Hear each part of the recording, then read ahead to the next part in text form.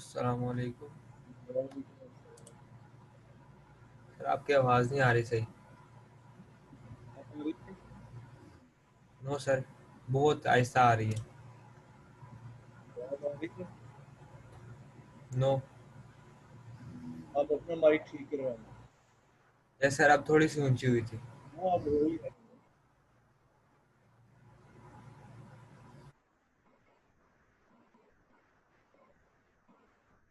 अच्छा जी, 2 मिनट इंतज़ार कर लें, फिर हम स्टार्ट करते हैं।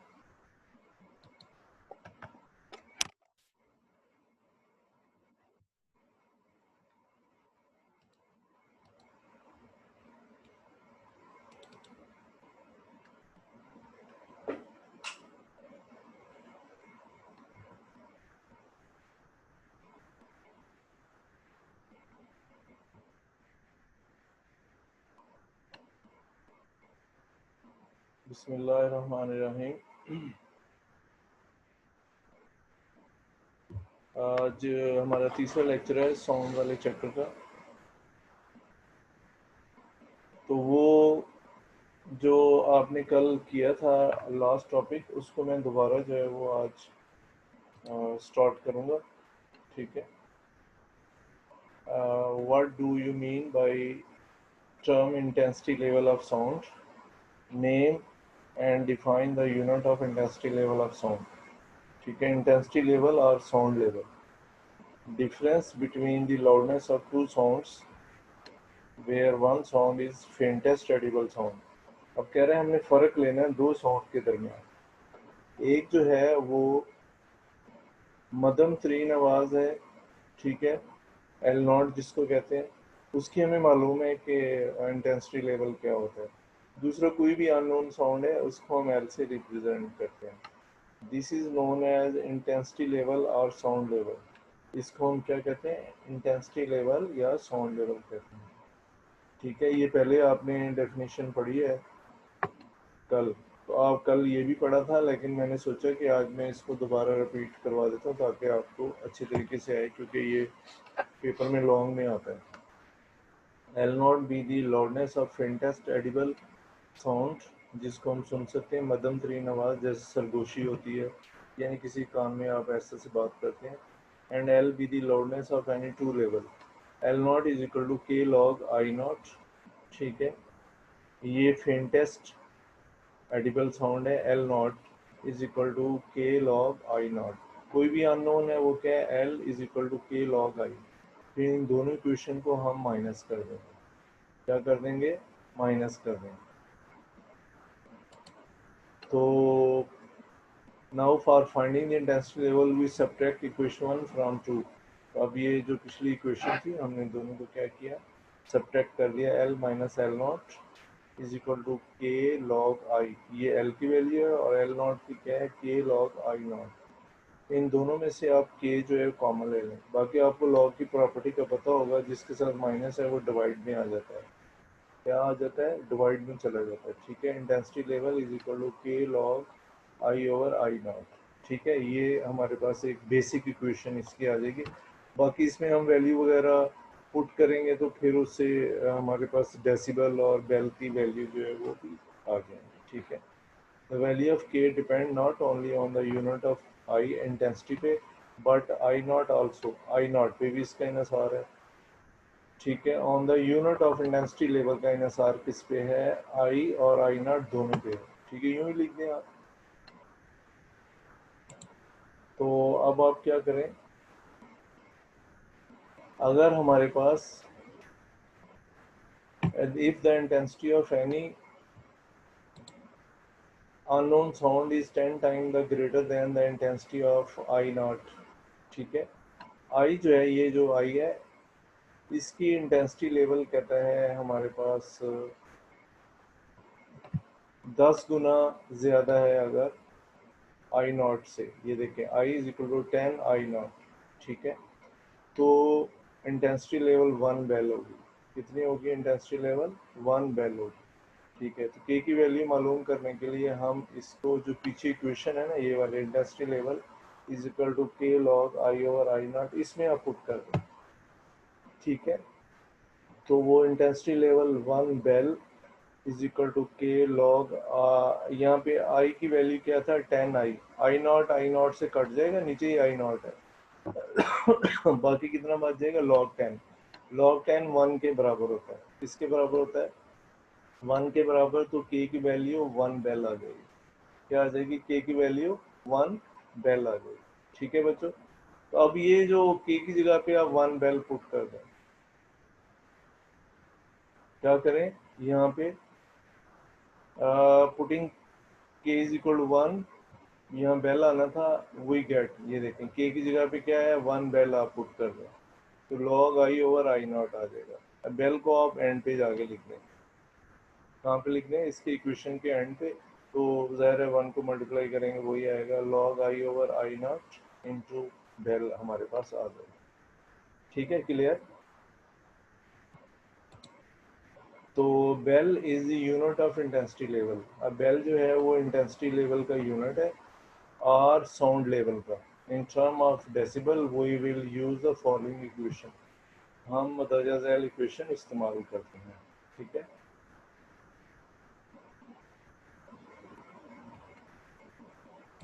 तो bel is very large unit of intensity level, bel जो है बहुत लार्ज यूनिट है इंटेंसिटी लेवल का।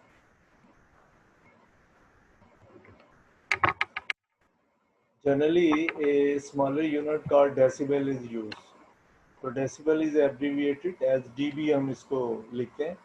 It must be remember that 1 bel जो है 10 डीबी के बराबर है, किसके बराबर है 10 डेसिबल के बराबर है। If the intensity level is measured in decibel, तो अब हम पीछे जो डेसिबल था, ये बेल जो लिखा हुआ है इसके अंदर 10 डेसिबल दर्ज कर देंगे, यहाँ पे पुट कर देंगे 10 डेसिबल, और 10 को पहले ले जाएं।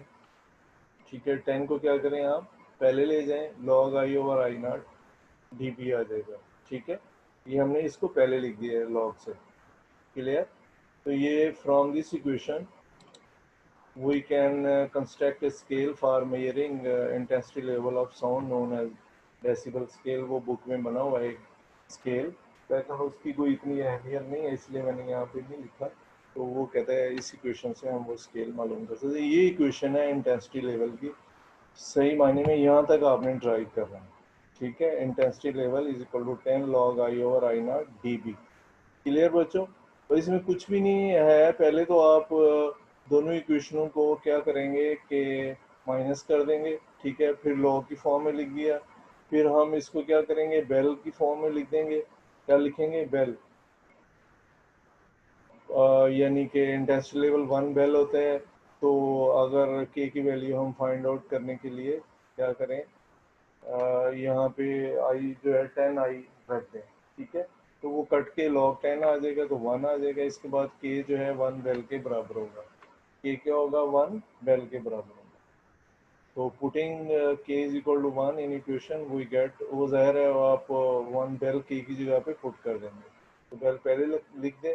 इसके बाद बेल को आप डेसिबल में चेंज कर दें, इसमें चेंज कर दें, 1 बेल 10 डेसिबल के बराबर है, तो वहाँ पे आप बेल की जगह पे 10 डीबी लिख दें। ठीक है, तो 10 को पहले ले जाएं तो आपके पास जो इक्वेशन जो है वो आ जाएगी। ठीक है, क्लियर। अब हम आगे चलते हैं। अच्छा जी, इको या reflection, what is reflection of sound, या इको क्या होता है। तो गिव वन एग्जांपल, आपने इसकी कोई एग्जांपल भी देंगे। सॉरी बच्चे। अच्छा जी, डेफिनेशन, ये 7 सुहेल बाद में क्वेश्चन करेंगे। अच्छा, definition, when sound is instant on the surface of the medium, कहता है आवाज़ किसी मीडियम से टकराती है, it bounces back into the first medium, ये उसी मीडियम में क्या होती है वापस आ जाती है, क्या होती है वापस आ जाती है। ठीक है, this phenomenon is called echo और रिफ्लेक्शन ऑफ साउंड। ठीक है, इसको हम क्या कहते हैं इको या रिफ्लेक्शन ऑफ साउंड कहते हैं। इसमें एक गलती आ गई, तो इसको कॉर्ड देते हैं, कोई बात नहीं, ये इकट्ठा आएगा। ठीक है बच्चों, तो अच्छा जी, when sound is instant on the surface of the medium, it bounces back into the first medium. ये पहले मीडियम में क्या है, वापस आ जाती है. This phenomenon is called echo or reflection of sound. इसको हम echo या reflection of sound कहते हैं. अच्छा जी, अब ये देखें, ये हमारे पास कोई लाइट है, किसी सरफेस से टकराती है, टकराने के बाद क्या है, उसी मीडियम में वापस आ जाती है. ठीक है. और लॉ ऑफ रिफ्लेक्शन क्या होता है, angle of instance will be equal to angle of reflection. तो इंस्टेंट रेस, ये नॉर्मल लाइन है, क्या है इसको, ये इमेजिनरी लाइन होती है, 90 के एंगल पे हम ड्रॉ करते हैं. हर एक जहाँ से वेव गुजर रही है वहाँ हम ड्रॉ करते हैं, एक मीडियम से दूसरे मीडियम में. फिर हमें उसका एंगल वगैरह और एक्यूरेसी का अंदाज़ा हो जाता है कि क्या है. ये इमेजिनरी लाइन कहलाती है, नॉर्मल लाइन क्या कहलाती है, इमेजिनरी लाइन कहलाती है. ठीक है. तो पहला ला ये angle of instance is equal to angle of reflection, यानी जो लाइट आके टकरा रही है और जो रिफ्लेक्ट हो रही है, दोनों का एंगल आपस में बराबर होगा. फिर दोनों सेम प्लेन पे होंगे, इंस्टेंट रेस, रिफ्रैक्टेड रेस और नॉर्मल एक ही प्लेन के ऊपर वाक़ होते हैं. ठीक है. तो ये देखें, हमारे पास ये सारा, ये लाइट टकरा रही है, टकराने के बाद क्या है, वापस जा रही है. तो ये हमारे पास क्या है, लॉज ऑफ रिफ्लेक्शन को ओबे करेगी. क्या करेगी, लॉज ऑफ रिफ्लेक्शन को ओबे करेगी. हम दोबारा से इसको पढ़ेंगे, रिफ्लेक्शन. तो अभी तो ये सिर्फ कंसर्न है, ये नॉर्मल लाइन है, यहाँ पे इंस्टेंट रेज है. ठीक है. और ये इधर जो है वो रिफ्रैक्टेड रेज हमारे पास है. ठीक है. ये क्या है, refracted rays, reflected rays, not refracted, वो और हो जाती है. ठीक है. तो अगर स्ट्रेट भी जाके टकराई है तो उसी लाइन पे लाइट जो आवाज़ है वापस आएगी. आपने बात की है, सीधा जाके टकराई है, उसी पे वापस आएगी. अब वो एक एक्सपेरिमेंट है, वो थोड़ा सा यहाँ दिखाया हुआ है कि दो पाइप ले लें और हालो पाइप है, अंदर से खोखलें और एक साइड पे आप घड़ी को रख दें. यहाँ पे क्या करें, कोई हमारे पास वॉच है उसको रख देते हैं. ठीक है. तो आवाज़ जो है वो इधर से गुजरती हुई जाएगी और यहाँ हम कान की तरफ आएगी. या फिर इसको आप एडजस्ट करेंगे, जहाँ आवाज़ ज़्यादा सुनाई देगी तो इसका मतलब ये हो जाएगा कि लाइट जो है वो सामने वाला बोर्ड है, इस सॉरी लाइट कह रहा हूँ, साउंड जो है वो सामने वाला बोर्ड है, इससे टकरा के क्या है, वापस आ रही है. अब देखें, ये इसकी आवाज़ आगे जा रही है, टकराने के बाद ये कान की तरफ आ रही है. इसको हम एडजस्ट कर लेंगे, जहाँ हमें आवाज़ ज़्यादा सुनाई देगी तो दरमियान में नॉर्मल लाइन ड्रॉ करेंगे. तो ये दोनों एंगल आपस में क्या होंगे, बराबर होंगे. दोनों एंगल क्या होंगे, आपस में बराबर होंगे. ये लॉ ऑफ रिफ्लेक्शन है. ठीक है. दूसरा से एक ही प्लेन के ऊपर ये मौजूद होंगे. ठीक है. अब इको क्या होता है, इको भी ऐसी है, ये रिफ्लेक्शन चाहिए. ठीक है. तो इसमें repetition of same sound again and again, यानी बार बार आप ताली बजाते हैं तो टकरा के सामने दीवार से या पहाड़ी से टकराने के बाद आवाज़ सेम साउंड आपकी तरफ आती है. ठीक है. तो उसको हम क्या कहते हैं, इको कहते हैं. ये कहते हैं कैनियंस है, यानी कोई पहाड़ वगैरह है वहाँ से. अब ये देखें, ये बच्चा जो है वो क्या है, ताली बजाता है तो टकराने के बाद वापस आएगी. क्या है, टकराने के बाद आवाज़ जो है इस बच्चे तक वापस आएगी.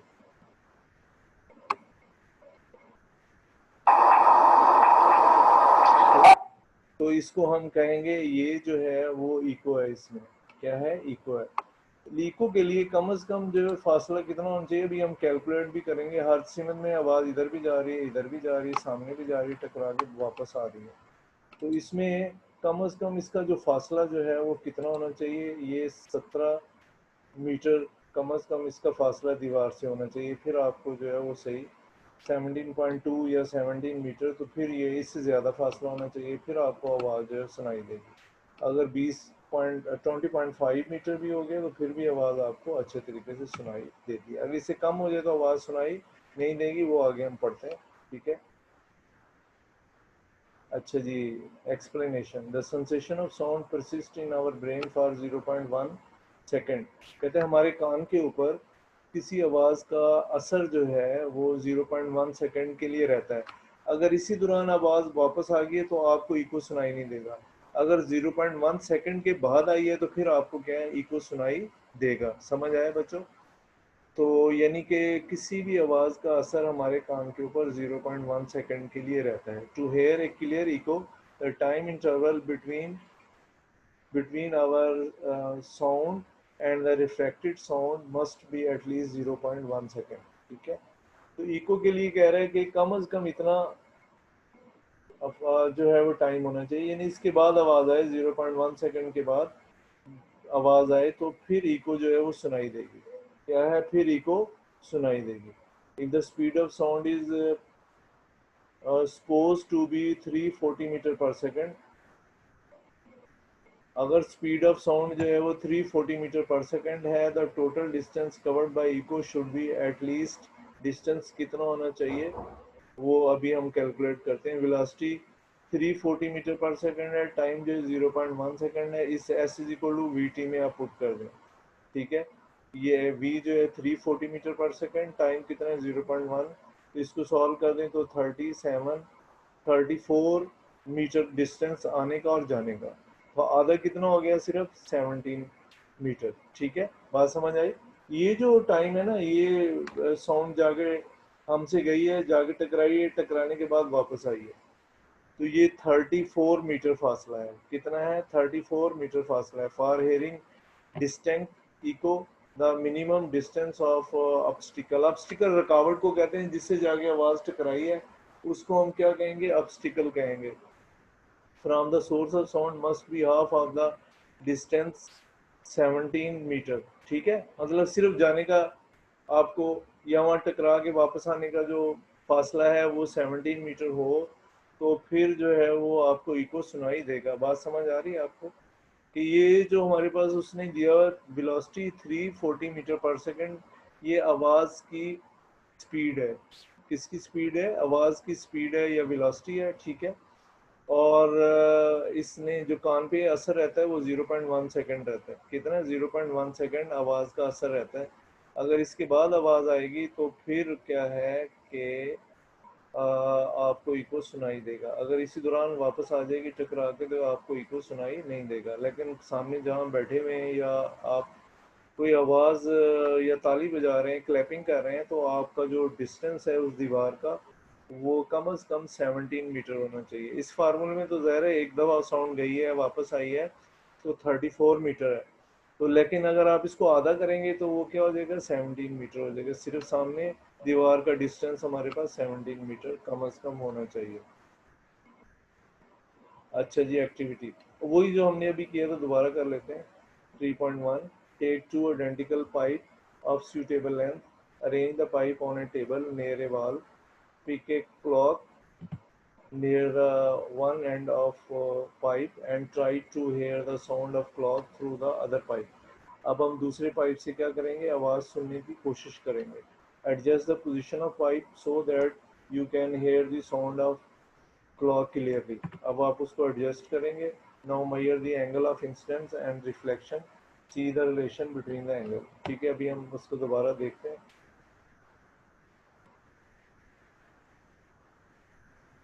अच्छा जी, ये देखें,